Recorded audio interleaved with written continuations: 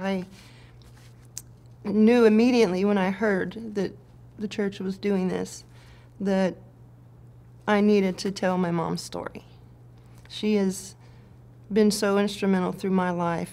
I think when we get older and we look back, we see our parents in a different light. So things have kind of come full circle. My mother's Nancy Greer, and she started in this church at 3 years old in 1947. Her parents, my grandparents, Nana and Pop, which most of the church knows them as William Allen Dog Langford and Lou Langford.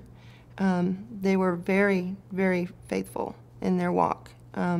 That's pretty much all the memories I have of them, is a very strong faith. I really prayed about what I wanted to try to convey to the church about my mother. And I went ahead and wrote what I wanted to say. I don't want to leave something out, so bear with me and I will kind of get through this. Growing up, I think looking back, all I could think of my mother is how nurturing she is as a mother.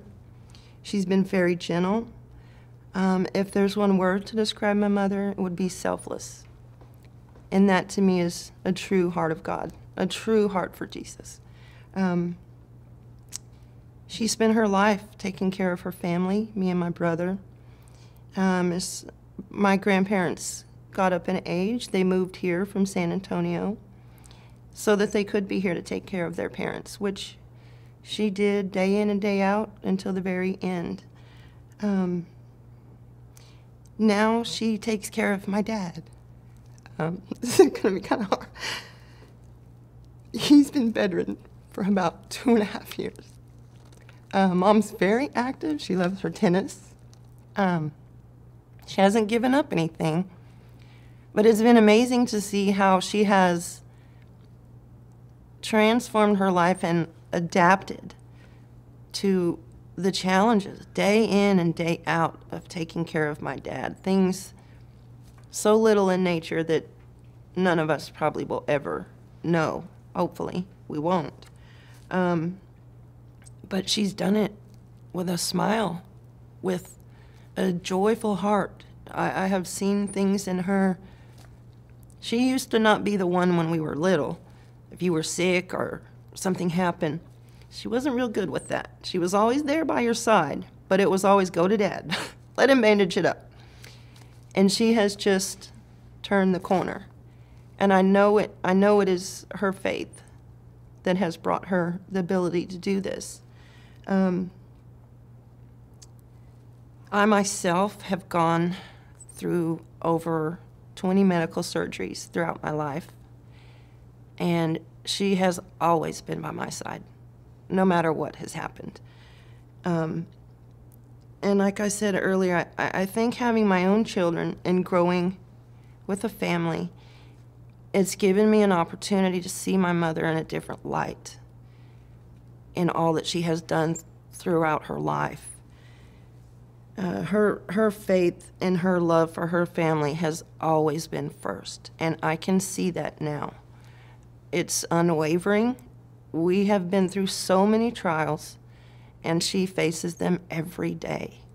But she does it, and it has really allowed me to grow in my walk with God. I know I wouldn't be here in this place with God if it wasn't for my mother. I went from a very bad place, a very dark, dark place. And because of her love, she has loved me unconditionally. She has helped pull me out of that pit. My mom gave me life. She gave me a wonderful life. But I think what's most important is she's been the one that saved my life. I know I have a place in heaven because of Jesus. But it was my mom who stood there the whole time. And I watch her with my father. I know it's got to be really hard for him to be in the position he's in. He's mentally there. He wants to do things he just physically can't. And she is that voice of encouragement to him every day. And I need him. I need my father just as much as I need my mom.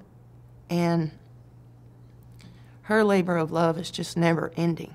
I can go home and go to bed and kind of be done with helping, but she doesn't. She's there from the morning till the night. I hope that someday that my kids can look to me and see in me what I see in my mom. That they can see that love for God, that desire to have Jesus in your heart so strong. The unconditional love, the selflessness that she endures. I think that that's just the bottom line of what Jesus wants, is for us to love one and each other, to take care of each other, to support each other, unconditionally, unwavering. When the times get hard, we have to stand on that faith. That this is a season, we're going to get through this. I couldn't see that for a long, long time, and she's shown me that. She's just wonderful. She's been a very big part of this church, and she comes in and she smiles, and I don't think if you knew her or the circumstances that she lives with that you would ever know of what she deals with every day.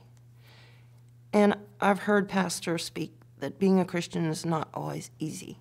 It is difficult. We don't have to make it so difficult if we have the right heart. And I know that my mom does, and I hope that I can emulate that, that can continue to pour into me, because what she pours in, what Jesus pours in, it's coming out. But it has taken her a lifetime. I don't know how she didn't kill me or disown me many times, but she didn't. She stuck with me. And I see that is the relationship that Jesus wants us to have. So I just wanted to share with the church and her friends, while I can, what a wonderful, wonderful mother. She's a wonderful grandmother, a wife, a sister, and most of all, she's become my very best friend. And I hope that the church can just kind of see her in a different light. And I'm just glad I got a chance to share. She's wonderful. I love you, Mom.